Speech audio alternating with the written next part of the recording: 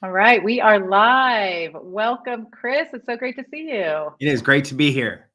Awesome. Well, we'll get started here in just a minute. I want to let some people come in and join us. We are live streaming on LinkedIn, Facebook, and YouTube right now. So if you're watching, if you've joined us live, first of all, thank you. Thanks for joining live. It's always great to have folks joining in live saying hi. So go ahead and say hi in the chat.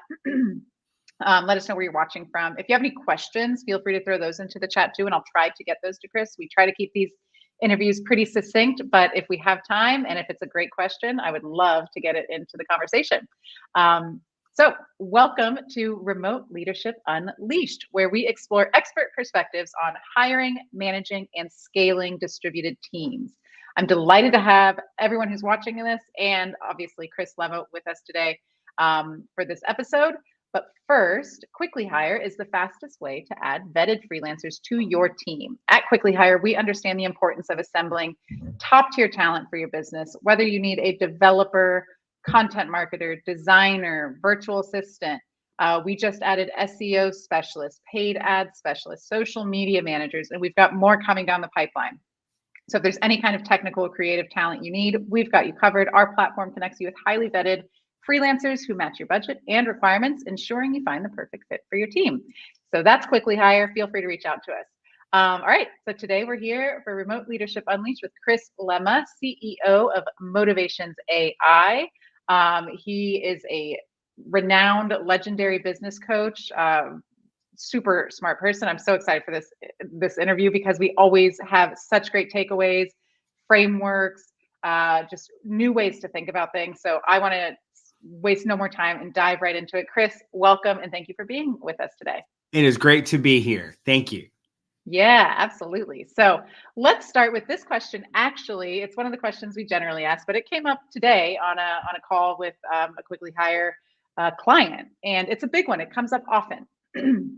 How to onboard a remote team member for success, right? So those first moments can be really important. What are your tips for that, and how do you approach that? So I don't know if you've ever watched someone try and explain a board game. Let's say a game we all know, like Monopoly, right? And you watch someone try and explain Monopoly, and what they do is, and different people do it different ways. But often what you see is that people start getting into all the low-level details. Like if you cross over here and you haven't collected 200, you get 200. But if you land over here and they have hotels, you got to pay for this. But if they don't have hotels, you can get right through. And if no one's landed on it, then you can buy the property. And if you're listening for the first time, right, you're like, oh my gosh, I'm so lost. Like you just gave me a mountain of detail and nobody told me, how do you win the thing? Or how do you make sure you don't lose the thing, right? And so I watch as people instruct how to play a game, right? Whether you're talking about a card game like Spades or you're talking about a board game like Monopoly, but you watch and very few people do it well, right? Very, very few people do well. And my guess is that in terms of onboarding new staff, very few people do it well, right? Because you're like, okay, do this. And then here's where we do this. And here's this meeting we have on this day. And you're like, overwhelming. If you want to onboard someone, start with the big stuff, right? Why do we exist? How do we make money? How does your job fit in to the first two, right? And then back up a little bit, right? Instead of overwhelming someone, give someone the big picture and then give them an assignment and let them work at it. And what happens normally is as they're working it through, they have whole new sets of questions like, how does this partner fit in? Or how does this client fit in? Or what? And those questions are going to be more intelligent, but also they're going to be, you're going to be better be able to understand the information that they collect because they've put their fingers in. They've gotten themselves a little dirty. They've interacted with the business a little bit. So instead of running them through a 2 or 3 week, system of onboarding, throwing them tons and tons of stuff, I try and keep the initial onboarding to about half a day, and that's paperwork and intro and orientation, and then get them in, and often get them in with someone else, right? So where they're a junior and put someone senior and get them working together until, and it's normally about 10 days, someone will come back and say, okay, now I have a bunch of questions. And you're like, great, be prepared for it. And then once they ask questions, give them information and let them put it into, because they've been creating these little cubby holes. They've been seeing this doesn't make sense, or I have a question about this, or why do we do this? Let them ask the questions and stick the information in the cubby holes, and they will retain that so much better than if you throw a bunch of stuff at them all up front.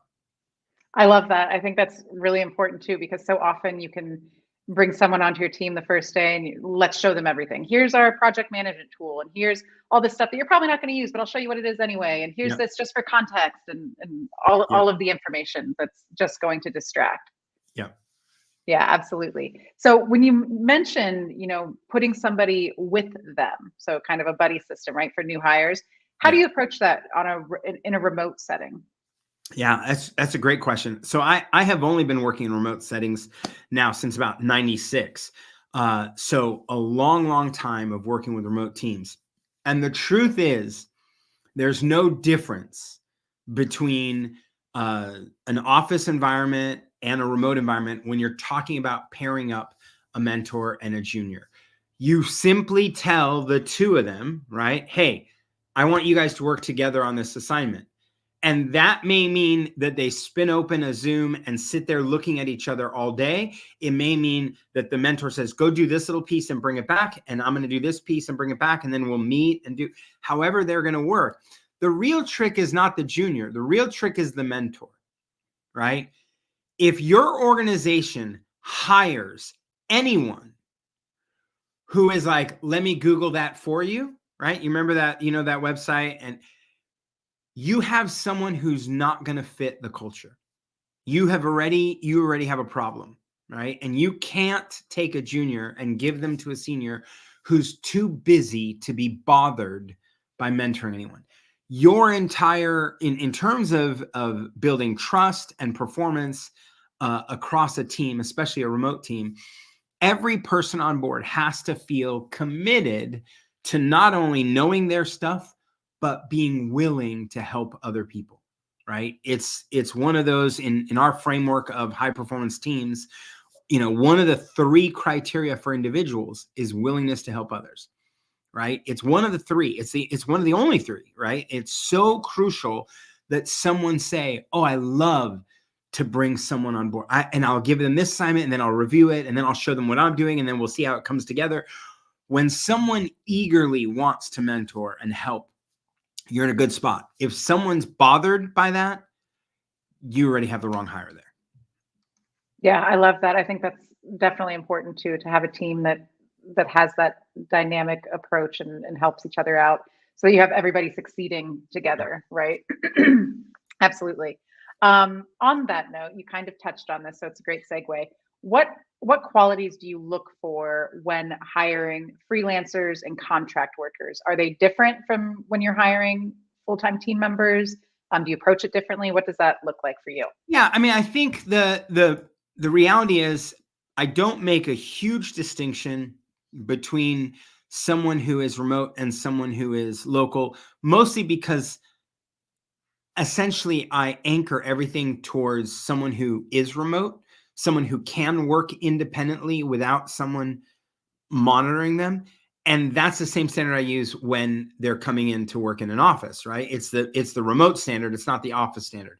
I don't want to build an organization that requires me to have to go check in on every single person to make sure they're doing work. So they need to have the requisite knowledge and skills to be able to do the work, but also to work independently, right?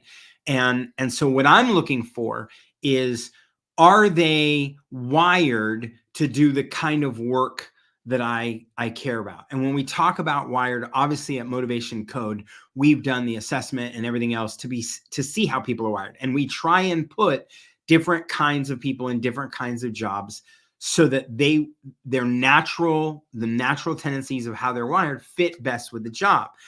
But even if we don't get that right, even if anyone doesn't get that right, the reality is you don't have to change a job. You just have to reimagine the job in such a way that they feel connected. But I'm looking for someone who is able to work independently. I'm looking for someone who has knowledge and skills. I'm looking for someone who's willing to help others. I'm looking for people who have a commitment, right? I mean, this is maybe one of the biggest. Whether I'm hiring a freelancer, right, or an employee, our vision has to be compelling to them, even if they're only going to be temporarily with us for 6 months or a year, because one person not committed to the vision can impact everybody else, right? So even if I'm interviewing 5 copywriters, I want the copywriter who doesn't just think of this as a job. I want the copywriter who's looking at what we're doing and going, this is incredible. I want to be part of this. I want to move this forward. That's the trick to making sure that, they'll come on board, they'll get oriented, they'll start doing the work, and they'll work to move the needle in the same way that my employees do, because they have a commitment to the vision. Absolutely. I love that. And I think that's something you can tell, right? When you're talking to somebody and see the way they're interacting with you, with the other team members and all of that. So I think that's great advice there. And I know you're going to have a lot to say on this next question based on where you are and what you're doing now. How do you motivate remote team members? Some people have a lot of trouble with that, right? Like keeping team members motivated when you're not sitting next to them or going out to lunch together every day and having those sorts of conversations. So most people talk about motivation as if it's fuel in a gas tank, right? You're either high or you're low. Oh, I don't have any motivation.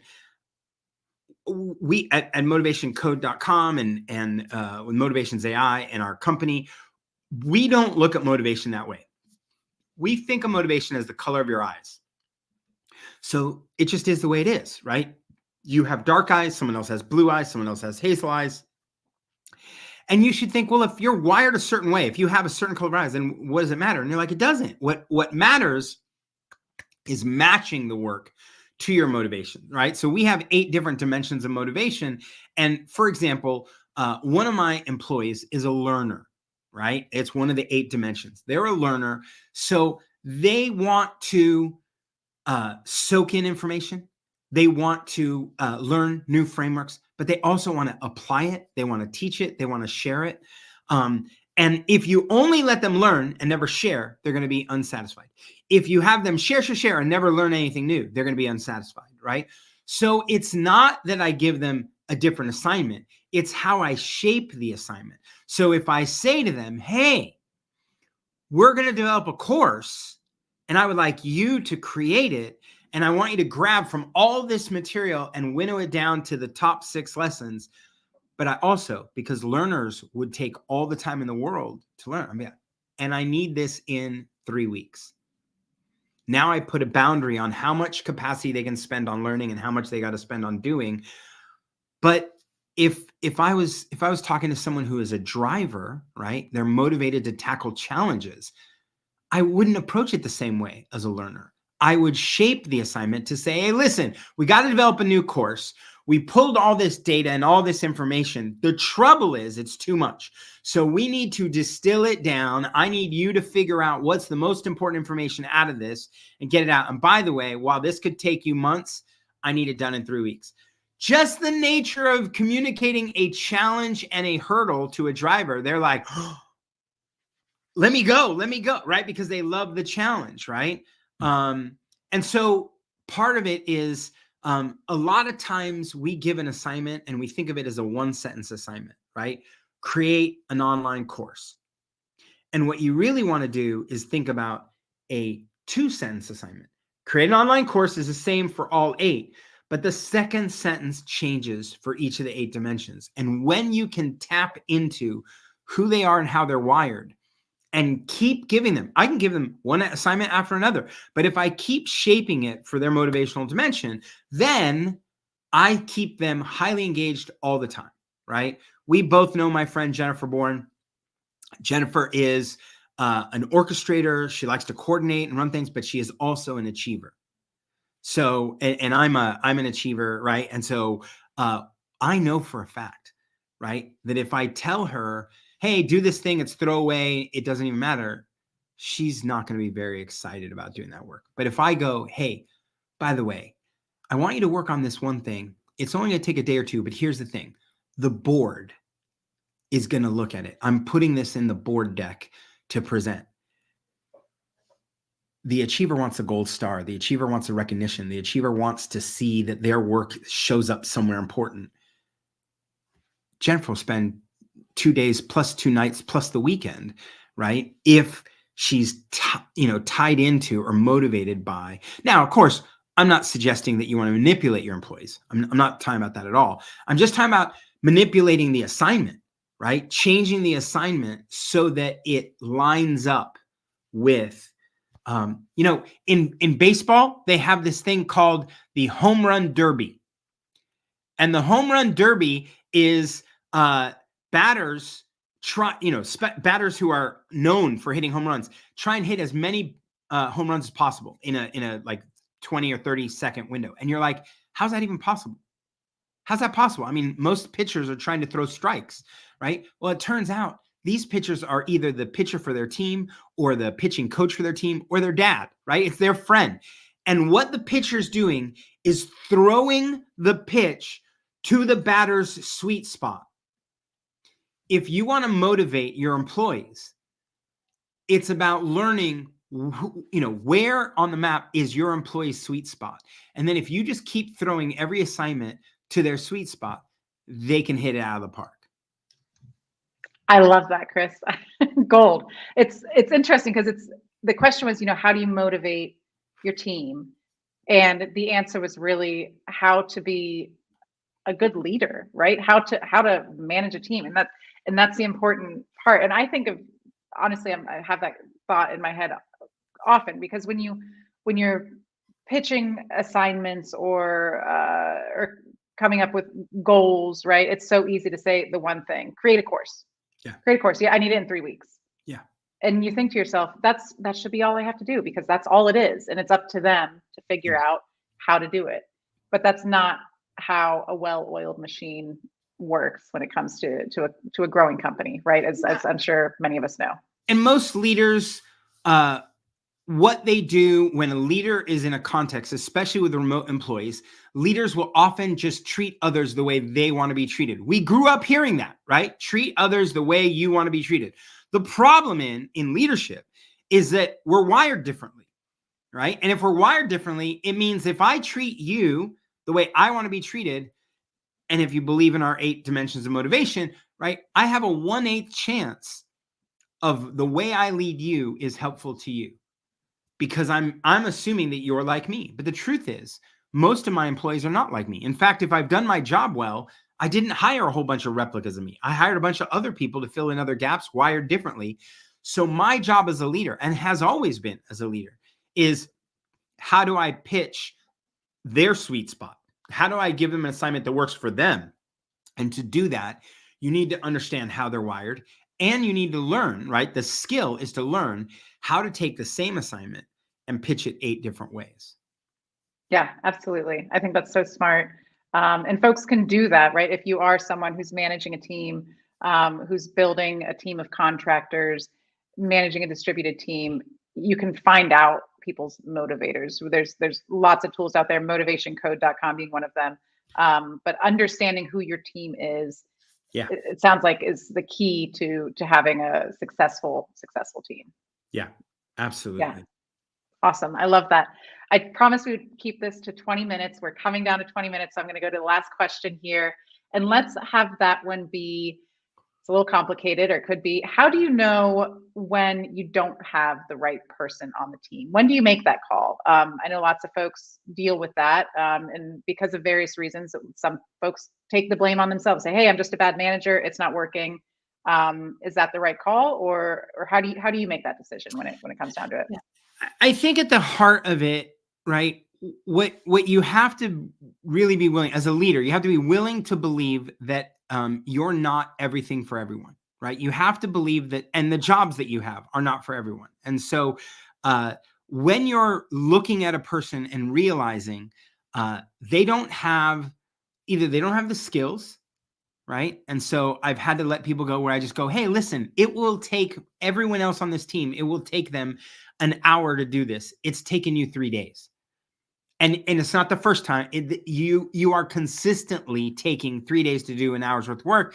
This is not the right job for you, right? So if they don't have the skills and knowledge, it is honestly the best thing you can do to terminate that relationship, because they're not in the right spot and you want them to go find a spot where they're great. A second dynamic is if they're unwilling to help others, right? We talked about this earlier. If they are unwilling to help, if they do the let me Google that for you, whatever, the first time they do it, they get a warning from me. The second time they do it, they get a pink slip. Like, we're done. Sorry. This team and the culture around this, right, cannot work if you think that, the world revolves around you and that no one else is important, right? That's a really bad sign. So if they're unwilling to help others, you got to cut it. So skills and knowledge, willingness to help. Sometimes, right, the best scenario is when they have reached the pinnacle of what you can offer them, and they need, for their own growth and development, they need to go to the next level, and you don't have it. So one of my favorite employees in the world, a guy named Remus, I literally had to say, hey, it's time for you to start applying. And he's like, what do you mean? I'm like, I need you to apply for director jobs. You are now at that level and I don't have one here. And it doesn't look like we're going to close that acquisition for a year and you're going to be sitting here for a year doing nothing. I want you to apply. I will be the strongest reference, right? And so you help someone, and some people get really nervous about leaving jobs, right? They get nervous that they're not going to get hired. And so you tell them, hey, I'm not firing you. I'm just telling you it's time for you to move up. So apply. We'll keep working here, but you start applying until you find that job, and then we will wish you the best. I'm not trying to kick you out of the nest. I'm just telling you, for your own development, it's time to move forward, right? So you got all different kinds of, you got to get good at letting people move on. And that's just going to come with practice. Yeah, absolutely. I think that's really, really good advice for folks that need to hear it. And I'm sure there's lots of folks out there that are going to say, okay, that's what I needed to hear. So thank you, Chris. Is there anything else you'd like to add that we didn't touch on that you were hoping we would? Anything there? No, I think we covered a whole bunch. I will tell you that leadership is hard. So whoever is watching, you won't get this right away. I have a master's degree in leadership. I have been leading teams for 20, 25 years. And every week there's still a new, oh, I should have thought of that, or I could have thought of that, whatever, right? So just be a student of the game, keep learning, keep growing, and keep hiring. If you're watching, right? Quickly Hire has so many good resources. We at motivationsai use them and brought people in, and they were so helpful as we were getting started. And so whether you're getting started or you just need a couple other resources, check out Quickly Hire. I can't recommend them any higher. Thank you, Chris. Appreciate that. That's amazing. Thank you so much for your time today, for your wisdom as always, for sharing that with us and being so generous with it. And thanks to everyone who tuned in live and saying hi in the chat. I appreciate all of you. We will be back next week with another episode. So if you're watching on YouTube, make sure you subscribe to the channel. Just hit that subscribe button and you'll get notified for all of our future live events. Same with LinkedIn, just follow our page and we will see everyone at the next one. Chris, thank you so much. Have a great day. Take care. See ya.